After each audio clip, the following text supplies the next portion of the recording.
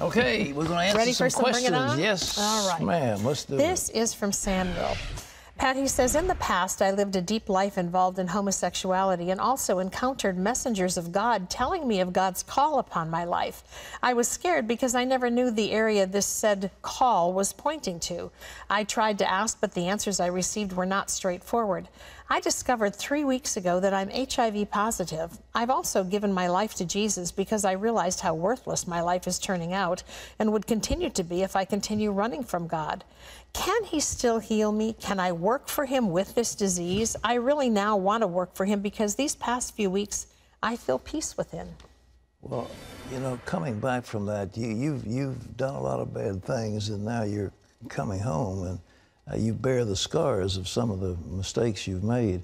But nevertheless, first of all, HIV positive isn't full-blown AIDS, and you could carry the virus inside of you without having the disease.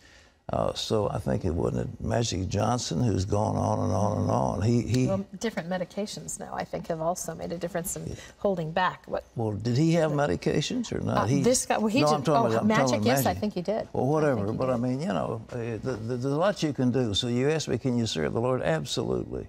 And be an outspoken advocate of the Lord and his disciple and his witness. All right.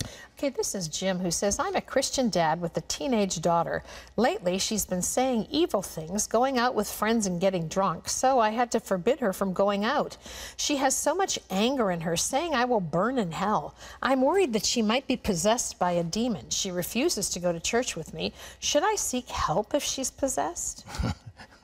I think she's possessed by something called puberty.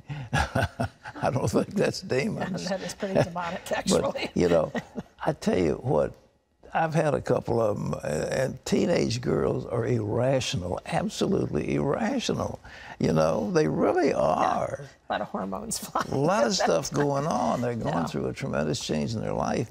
You need to give a stable foundation, lots of love, but don't loosen up on your standards. That girl is going to wind up in prison if you don't hold her back. Yeah. And see if you can't get her with a crowd of people that love the Lord. I mean, you know, there are all kinds of summer camps, you know, Young Life and people like that have tremendous things for youngsters. And I think if she gets with some people who love the Lord, she'll realize that going out, drinking, partying, sex, and all the rest of it that goes on with these kids and drugs, that there's another way that's just equally a lot more fun. All right.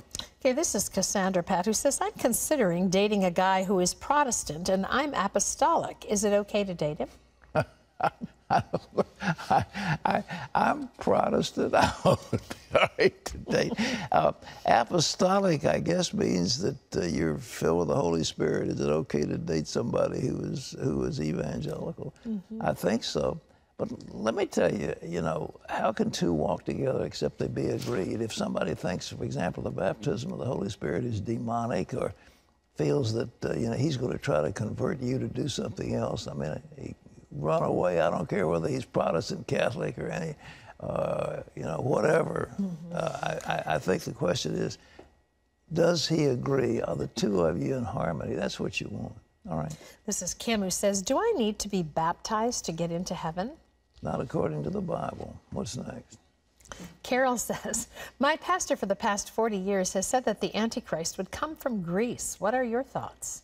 I think your pastor doesn't know anything about the Bible. I don't know, where does he get Greece? I don't know. We had a guest on the other day who really feels that the Muslim world is the Antichrist, and I tend to agree with him. I think this radical Islam is a representative because they deny Christ, they deny the blood of Christ. But that's Middle Eastern, and the idea that the Antichrist will come from Europe, Greece is, you know, I don't know. They're, you know, Alexander the Great influenced tremendous, I mean, had a tremendous influence on the world in his day. And he changed the whole culture of the world. And so you'll find Greece being pointed to in Daniel and so forth. But I don't see anything about the Antichrist coming from Greece.